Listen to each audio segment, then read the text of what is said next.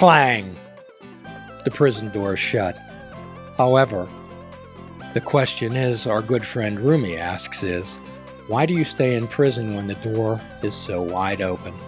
Welcome, my friends. Welcome to another episode of Fishing Without Bait, a lifetime without definitive expectations, where we help people help themselves to develop a beginner's mind rather than the expert's mind, which closes the blinders not only on their vision but on their life. And as in the past, we often talk about fear and we often talk about courage as the ability to deal with fear. As John F. Kennedy in the past had edited a story about political courage called Profiles in Courage, here on Fishing with Bait, we also like to profile individuals who have strove bravely through their life and smashed through fear, not only dealt through fear, but smashed through it. Remember, the Buddha says that pain's a reality in life and suffering is optional. There is pain when we talk about full impact mindfulness, when we talk about coming out of the darkness and spreading your wings into technicolor and living your life. Those moments of birth are painful. Those moments of birth are a struggle. However, the results are worth it when you spread those wings and begin to live your life out loud. And today I'm joined by a good friend and a courageous young lady who's not only faced fear, but smacked it down and kicked the door down on it and walked right through it. Could you tell us a little bit about fear? How would you define fear? Yes, I can relate to the Rumi reading that you had just stated about the prison cell being closed, but yet feeling that way, but yet the door actually is pretty wide open. I've been paralyzed with fear for most of my life. In the last 2.5 years, I've started to walk out of the open prison cell door that's always been open. Um, and boy, is that amazing. It's been an amazing process. And so to do that, first of all, you had to be able to realize that the door was open. Yes, sir. And which took some time to remove those blinders and really to realize that fear was paralyzing me. But the door was open. I just needed to step through the open door. And as often, what we note is that fear can be a comfort zone, and a comfort zone is often an oxymoron. It is not a place where you de-stress or a place where you relax and obtain comfort from. Rather, that it's a comfortable place of bonds and barriers that you've built yourself. Yes, it's a comforting but yet discomforting place to be. I found myself in several different choices throughout my life, just being still very uncomfortable where I was at, yet not removing myself out of that, not really knowing how to step through the door and to really walk in with my true self. So earlier you'd mentioned that you spent most of your life paralyzed with fear. How would you describe that to someone? It's that discomforting feeling that I'm very discomforted internally, almost trapped and not knowing really where to walk, or even the thoughts. I have so many different thoughts that were paralyzing. Not even maybe authentic thoughts of my own. I would hear other individuals throughout my life keeping me maybe paralyzed with that fear. Until I could find my own voice and really break through the barriers and the boundaries, was I really able to start to step through the open door. So, what we do here on Fishing Without Bait with the full impact mindfulness aspect is we emphasize to people the importance of being able to label and identify thoughts and feelings, particularly the overwhelming emotions. And we want to understand that fear in itself is not a bad emotion. It's the reaction that we take to fear. It's the reaction that follows emotions that can leave us paralyzed. Yes, and although I've walked through the door, that prison cell, that open door of the prison cell, I still will find myself back paralyzed again with the fear in certain aspects within the last 2.5, 3 years of really recognizing that the door is open. I still go back to that discomforting environment where I don't want to be there, but yet I find myself paralyzed again. And it's not as long as it used to be. And I'm blessed that I can find, that I can be aware of being in that position. And again, what you're talking about, I believe, is when we think from our thoughts, when we think from our emotions, it becomes a travel agent that takes us to a place that's not very comfortable or not very beneficial in our lives. So when we think about safety, we sometimes that's also a misnomer too. A safe place cannot be a productive place. A safe place can also be a place where we wither. So our friend Rumi has a quote that says, "Forget safety, live where you fear to live, destroy your reputation, be notorious." So, could you talk to us a little bit about your transformation, the coming out of the cocoon, and perhaps share some of the experiences that you had in your transformation? I think it's a beautiful story. Yes, I staying in that discomforting, fear-based life that I lived. I was afraid to make my own decisions, really, or afraid to step out and do certain things on my own.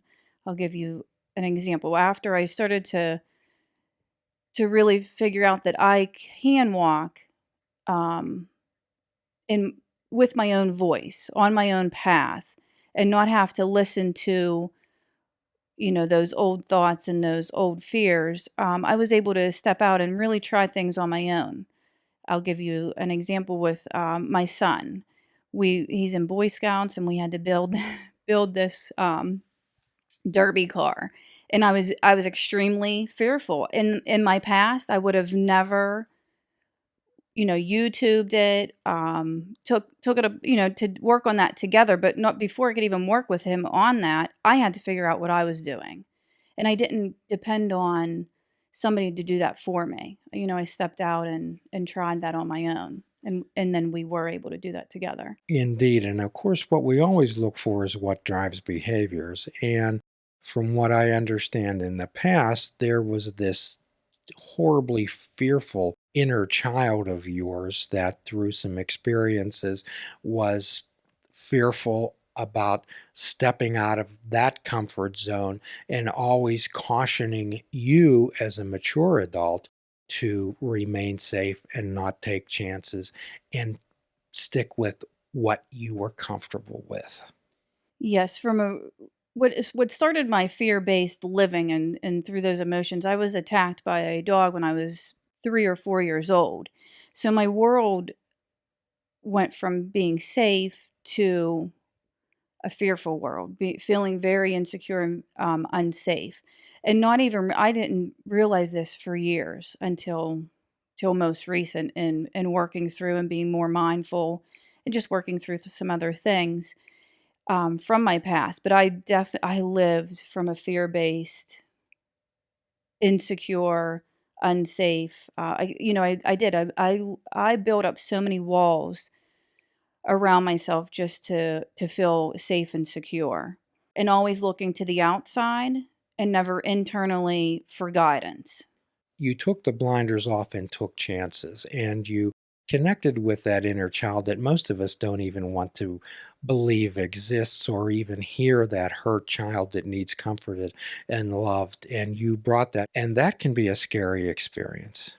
It was, and it took a little while to realize that it was my inner child that was the one that's scared and insecure, it obviously rolling over to my adult life, but to walk through guided meditations, through I also did a counseling session where I actually met my inner child. Another fearful moment was the separation in first, second grade, from being away from my mom and going to school. That moment replayed for 30 some years, stronger than the dog attack. So within that guided counseling session, I was able to meet with my inner child, bawled like a baby, and during that session, excuse me, she the counselor, she said, you can always come back to that inner child. You can hold her, you can comfort her, and let her know that that everything is okay, that everything is, safe and secure. And I really probably only really had to go back a few times. And that replaying over and over in my mind, I don't think about that. I really haven't thought about it since that moment. Could you share a little bit about that experience and how it happened? So often we tell people to do something such as go running, it's good for you, but we never explain how. So we're talking about this body work session that got you connected with this inner child. And although there was fear and reluctance, you conquered that fear. Could you tell us a little bit about that session, please? Going into that session, I had learned that emotional wounds and that energy actually pockets within our body. Um, so I got to fill out some information prior to going into that session, just from my past and choices, and it included some fears there. So when I went into the session, the counselor knew a little bit about my past to guide me through. It absolutely was scary. I went into it feeling apprehensive, but yet she made it comforting and safe, and that was the biggest thing, was to have that comfort and safety with another individual guiding you through. So this session ended with me talking about that particular event, going in that separation from my mother. I never went into that session with the intention of even talking about that. I had no idea that played such a huge role. So I believe when I look back at my path till now, divine intervention has led me to the point where I'm sitting today. And that is the next area that perhaps we could explore. And when we talk about separation, many people have separation anxiety.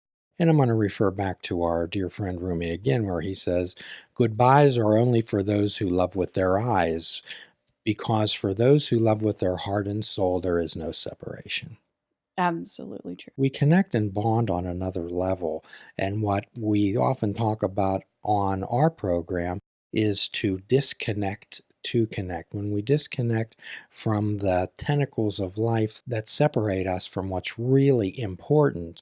So, talk to us a little bit about what you found out about was really important, and particularly your connection with the divine. For the past 30 some years, material things outside of myself, the world around me, all those what I thought were connections, driving force within my life seemed to be most important.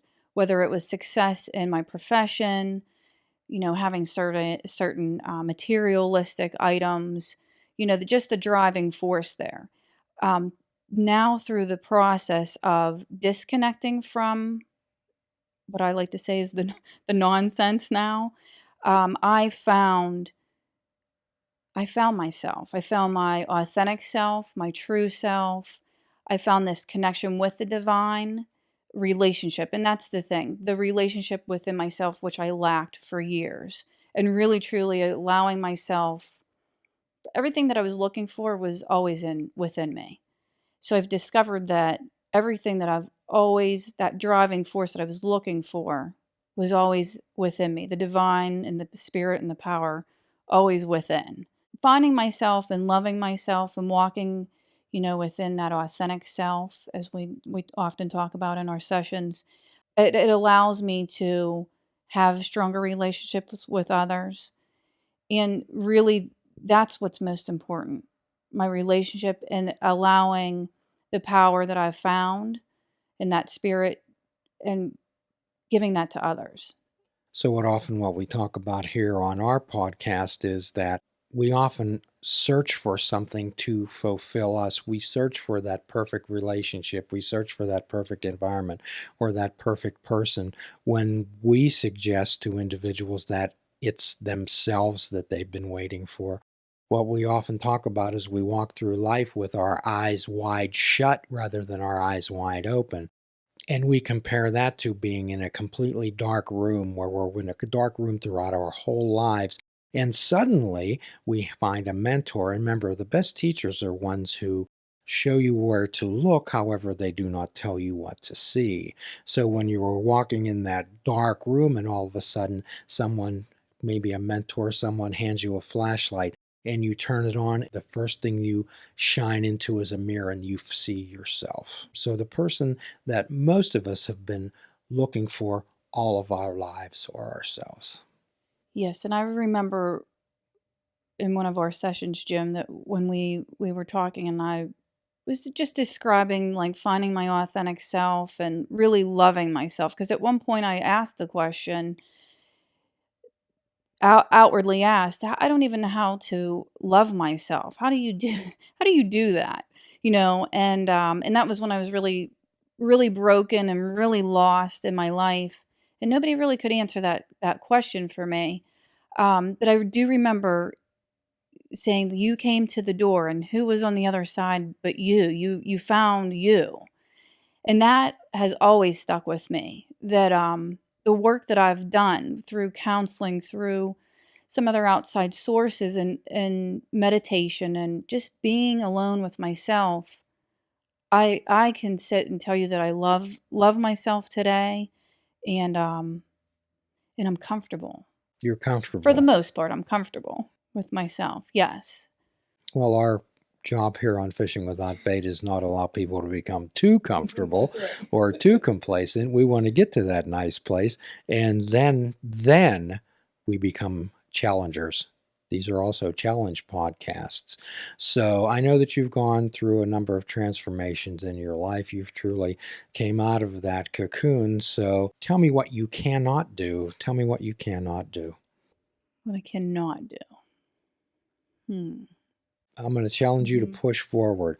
I'm going to challenge everyone out there to use their gifts, talents, and abilities, to take an inventory of them. We do not go forth with character defects and weaknesses. We can't sail on the ocean with our sails down. We have to have the sails up and full so we can blow into the wind. The wind can blow our sails. However, remember, the wind does not always blow at our backs. Sometimes the wind confronts us. And even though that you've made some magnificent progress in your life through being able to label and describe, paying attention on purpose, and understanding that there truly is no right or wrong, there's just your own perception, that when the wind blows at you, we learn how to tact, we learn how to shift our sails. So could you say a little bit about that? And we'll sail on into our next podcast. Just throughout this process, there has been the analogy of that wind at my face, not, just that resistance. And a lot of times, after I'm sitting with this resistance, I come to find that it's myself. Myself is actually resisting the process, um, in moving forward. And you know, the question of what is it that I cannot do? And my answer to that would be that I can do whatever I put my mind to. Whatever you choose to do. Yes. Whatever you choose to do. I can take my strengths, talents, and abilities. So many of us spend most of our lives thinking of what we cannot do rather than what we can do. We don't want to place ourselves in unrealistic expectations or live up to the unrealistic expectations of others. However, goals and ambitions are accomplished by action and effort in the present.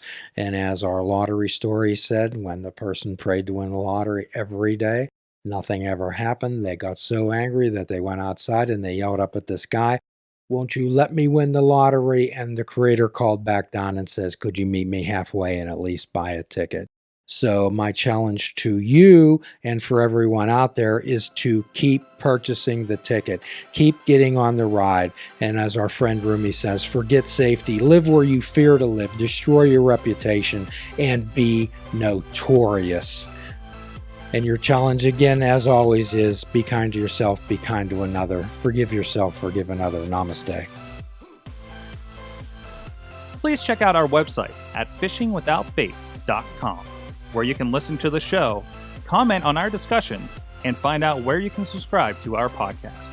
If you're interested in flying the colors of Fishing Without Bait, click the shop icon on our website We have clothing, mugs, cell phone cases, and so much more. Show the world that you fish without bait.